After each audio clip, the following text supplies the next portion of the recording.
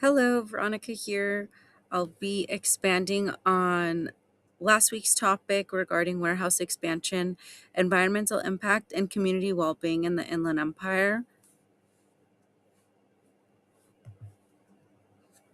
And this presentation is going to be analyzing the environmental and community well being impact associated with the warehouse expansion in the Inland Empire. We're focused on identifying the societal problem and issues that are coming along with it, reviewing the current policies in place, and highlighting the nonprofit stakeholders affected by these policy choices. Um, Firstly, the current issue is the rapid warehouse growth, increased pollution exposure, and the well being impacts. The Inland Empire has become one of the largest warehouse and logistical hubs in the country because of its location to Long Beach ports, major transportation corridors, and because of this, there's been an increased big rig traffic and higher exposure to air pollutants in the Inland Empire. And according to regional data, these environmental impacts um, are impacting residential communities. And as the Inland Empire is made up of 60% Latino community and over 53% of residents do consider themselves as struggling, according to the Inland Empire Community Foundation's well-being study. Their overall quality of life is being impacted, with environmental stressors being a major contributor to their health, safety, and community belonging challenges.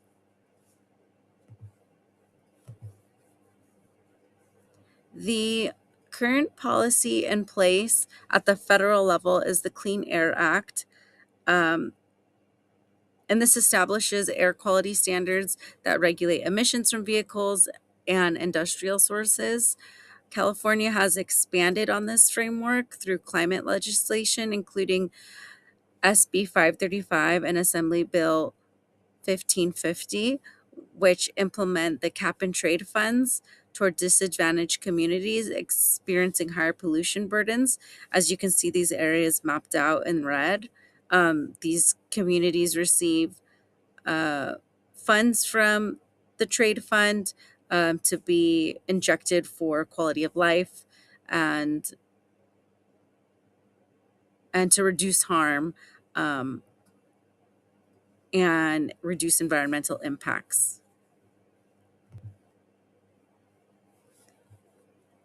For these stakeholders, um, there are tons of parties involved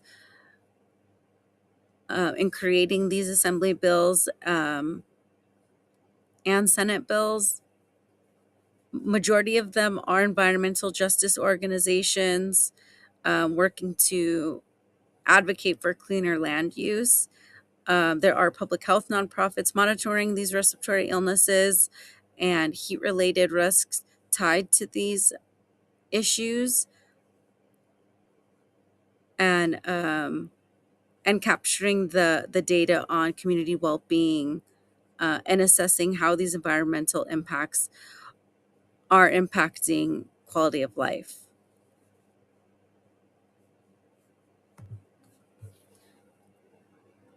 In closing, the warehouse expansion in the Inland Empire represents a trade-off between economic development and environmental well-being. And while there are policies in place to address these inequities, um, we're still seeing how the implementations are going to pay off. And it's really important that we capture the impact with data so that we can report back to legislation and continue funding these resources. Thank you so much.